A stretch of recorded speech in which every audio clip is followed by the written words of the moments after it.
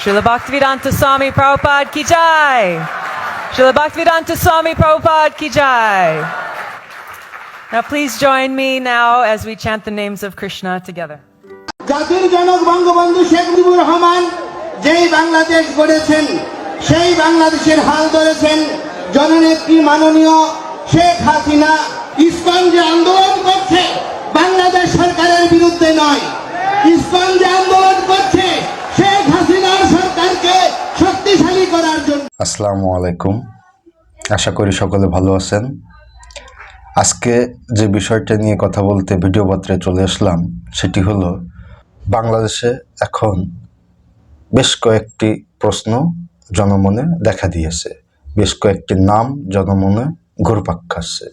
সে নামগুলোর মধ্যে নিঃসন্দেহে সবথেকে বেশি আলোচনায় যে নামটি আছে সেটি হলো তুলসী গ্যাবার্ড। তো আসলে ইসকনের যে মুখপাত্র তাকে গ্রেপ্তার করার ফলে অনেকেই বলছেন যে তুলসী গ্যাবার্ডের মাধ্যমে ভারত আসলে এর কঠিন প্রতিশোধ নিবে এবং ডক্টর ইউনূস সাহেব আসলে সম্ভাব্য ট্রাম্প প্রশাসনের থেকে কঠিন চাপের মুখে পড়তে চলেছেন। তো আজকের আলোচনায় আমরা তুলে ধরব বাংলাদেশে ইসকনের মুখপাত্র গ্রেপ্তার হওয়ার প্রেক্ষাপট এবং এর ফলে ভারতের সম্ভাব্য ষড়যন্ত্র ও মার্কিন যুক্তরাষ্ট্রের চাপের প্রভাব নিয়ে। এই ঘটনায় বাংলাদেশের অন্তর্বর্তীকালীন সরকার প্রধান ডক্টর মোহাম্মদ ইউনূস নানা মুখে চ্যালেঞ্জের মুখে পড়তে পারেন। হ্যাঁ, কথা আসলেই সত্যি। এই ঘটনার মাধ্যমে ডক্টর মোহাম্মদ ইউনূস যথেষ্ট চ্যালেঞ্জের মুখে পড়তে পারেন, কারণ এই ধরনের ইসকনের মতন একটি সাম্প্রদায়িক যে অর্গানাইজেশন, যেটি একটি ইন্টারন্যাশনাল অর্গানাইজেশন, বিশ্বের নানা দেশে তার কর্মপরিধি বিস্তৃত আছে, পাশাপাশি এই ইসকন বিশ্বের নানা দেশে নিষিদ্ধও আছে, সিঙ্গাপুর সহ, তাদের এই উগ্র কর্মকাণ্ডের জেরে। তো সকল কিছু মিলিয়ে ডক্টর ইউনূস যে নানামুখী চ্যালেঞ্জের মুখে পড়তে পারেন এটা আসলে একটা সহজে অনুমেয়। কেননা এই ইসকনের পিছনে যেমন রয়েছে ভারতীয় শক্তি সাহায্য, তেমনি রয়েছে এর আমেরিকান লবিং। তো পাশাপাশি ইসকনের যে অর্থনৈতিক শক্তি সামর্থ্য সেটাও আসলে একটা ভাবনার বিষয়। তো সব কিছু মিলিয়ে ডক্টর ইউনূস সাহেব যে পদক্ষেপটি নিয়েছেন চিন্ময়কে গ্রেপ্তার করে ইসকনের মুখপাত্র, এটি নিঃসন্দেহে একটি সাহসী পদক্ষেপ। তা সত্ত্বেও এটি নানা চ্যালেঞ্জের সম্মুখীন যে তাকে করে তুলেছেন, সম্মুখীন যে তিনি পড়তে পারেন, এ কথাটাও কিন্তু সহজেই অনুমেয়। তো কেন এই কথাটা আসছে? এই কথাটা আসছে এই কারণে যে ইসকনের একজন মুখপাত্রকে গ্রেপ্তারকে কেন্দ্র করে ভারতের বিভিন্ন মহল এই ইস্যুকে ব্যবহার করে বাংলাদেশের অভ্যন্তরীণ রাজনীতিতে প্রভাব ফেলার চেষ্টা করছে বলে অভিযোগ উঠেছে। বিশেষ করে ভারতীয় যে মিডিয়া আছে তাদের যে গুজব প্রচারের যে সেল, প্রপাগান্ডা প্রচারের যে সেল, এই সেল থেকে কিন্তু শেখ হাসিনা পলায়নের পর থেকেই নানান গুজব, প্রপাগান্ডা, অসত্য, মিথ্যা কথা ছড়ানো হচ্ছে, যার আসলে কোনো ক্রেডিবিলিটি নাই। তা সত্ত্বেও তারা কিন্তু থেমেও নাই, তারা কিন্তু তাদের গুজব অবিরতভাবে চালিয়েই যাচ্ছে। তো যে ট্রাম্প প্রশাসন, ভারতীয় ষড়যন্ত্রের ফলে ট্রাম্প প্রশাসন যে বাংলাদেশের গণতন্ত্র এবং সংখ্যালঘু বিষয়ের উপরে যে আরও সম্ভাব্য চাপ প্রয়োগ করতে পারেন তার একটি পূর্বধারণা কিন্তু পাওয়া যায় এই তুলসী গ্যাবার্ডের মাধ্যমে এবং ট্রাম্পের টুইটের মাধ্যমে। তো তুলসী গ্যাবার্ড কিন্তু আসলে ওই অর্থে তিনি কিন্তু এই বর্তমান ট্রাম্প প্রশাসনের যে গুরুত্বপূর্ণ পদে তিনি আছেন, নিরাপত্তা গোয়েন্দা সংস্থার প্রধান, এর আগে তিনি কিন্তু আসলে ওই অর্থে রাষ্ট্রীয় কোনো বড় কোনো পদে তিনি ছিলেন না। তিনি যে হোয়াইট হাউসে পৌঁছেছেন, এই হোয়াইট হাউসে পৌঁছানোর একটি বড় সহায়ক ভূমিকা হিসেবে বলা চলে তার পিছনে যে সংস্থাটি কলকাঠি নেড়েছে সেটি হলো ইসকন। কেননা তিনি ইসকনের আজীবন সদস্য। তো তুলসী গ্যাবার্ডের কিছু কর্মজীবন নিয়ে আমরা একটা আলাপ আলোচনা করতে পারি। তিনি ইরাক যুদ্ধে অংশ নিয়েছিলেন, প্রায় 2 দশক ধরে তিনি সেনাবাহিনীতে দায়িত্ব পালন করেন। এর পাশাপাশি পড়াশোনার রাজনীতিও চালিয়ে যান। 2009 সালে হাওয়াই স্টেট ইউনিভার্সিটি থেকে সায়েন্স ইন বিজনেস অ্যাডমিনিস্ট্রেশনে স্নাতক ডিগ্রি অর্জন করেন তিনি যুক্তরাষ্ট্রের সঙ্গে অন্য দেশের সাথে সামরিক সংঘাতে জড়ানোর বিরোধিতা করতেন।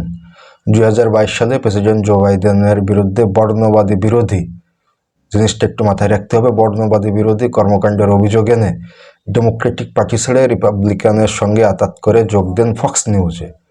অর্থাৎ তিনি যে একটি বর্ণবাদী বৈষম্যের ধোঁয়া তুলে কথা বলে ডেমোক্রেটিক পার্টি ছেড়ে তিনি কিন্তু ফক্স নিউজে যান, যেটা রিপাবলিকানদের মিডিয়া বলে পরিচিত, এবং তারপরে তিনি কিন্তু সরাসরি রিপাবলিকানদের রাজনীতিতে যুক্ত হন।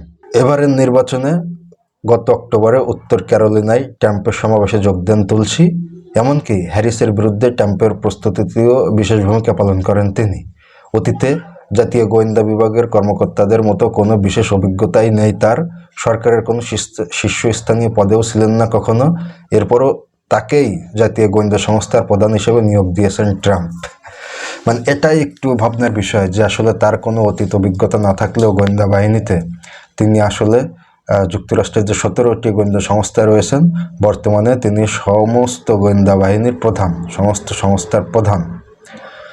তো নিঃসন্দেহে তিনি যে হোয়াইট হাউসে প্রবেশ করেছেন এর পেছনে ইসকনের একটু ভূমিকা আছে, এবং তার কৃতজ্ঞতা স্বরূপ তিনি যে ইসকনকে দুহাত ভরে সমর্থন দিবেন বা ইসকনের সমর্থনে নানামুখী পদক্ষেপ এবং বিবৃতি দিবেন, এটা কিন্তু খুব সহজেই অনমীয়।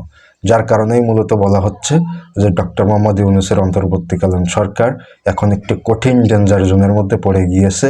তিনি এখান থেকে কিভাবে নিজে বাঁচবেন এবং দেশকে বাঁচিয়ে বাংলাদেশকে একটি সঠিক ট্র্যাকে তুলে দিবেন, এটাই আসলে এখন ভাবনার বিষয়। কিন্তু আসলে ডক্টর ইউনূস সরকারকে আসলে এতটাই দুর্বল যেভাবে ভারতীয় মিডিয়া আমাদের সামনে প্রচার করছে। আসলে আমরা সকলেই জানি 2024-এর যে রক্তাক্ত গণ অভ্যুত্থান বা গণবিপ্লব এর মাধ্যমেই কিন্তু এই অন্তর্বর্তী সরকারটি এসেছে। প্রায় 16 থেকে 1700 শহীদের রক্তের উপরে দাঁড়িয়ে আছে এই সরকার, লাশের উপরে রক্তের উপরে দাঁড়িয়ে আছে এই সরকার। সুতরাং এই সরকারকে যারা দুর্বল ভাবেন তারা আসলে নিজেদের চিন্তাভাবনায় পরিবর্তন আনাটা তাদের জন্য খুবই জরুরি। এই সরকার মোটেও দুর্বল নয়, যদিও আমরা ডক্টর মোহাম্মদ ইউনূস সরকারের উপরে শতভাগ খুশি নই, কারণ যে প্রক্রিয়ায় ছাত্র জনতা বাংলাদেশটা দেখতে চেয়েছিল একটি সফল গণঅভ্যুত্থান বা গণবিপ্লবের পরে, তিনি আসলে শতভাগ ওই জায়গাটিতে জন আকাঙ্ক্ষাটা পূরণ করতে পেরেছেন বলে অনেকেই মনে করে না।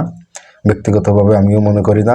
তবে তিনি তার প্রচেষ্টা চালিয়ে যাচ্ছেন, তিনি তার কাজ চালিয়ে যাচ্ছেন, এবং তার এই কার্যক্রম চালানোর একটি বড় উদাহরণ হলো যে ইসকন বাংলাদেশকে থ্রেট করেছে, যে ইসকন যৌথ বাহিনীর উপরে অ্যাসিড ছুড়ে মেরেছে, যে ইসকন একটি পরিকল্পিতভাবে সাম্প্রদায়িক দাঙ্গা লাগানোর উদ্দেশ্যে ঢাকাতে মহাসমাবেশের ঘোষণা দিয়েছে, চট্টগ্রামে মহাসমাবেশ করার পরে সেই ইসকনকে তিনি কার্যত একটি মেসেজ দিয়ে রাখলেন যে বাংলাদেশে কোনো ষড়যন্ত্র বরদাস্ত করা হবে না।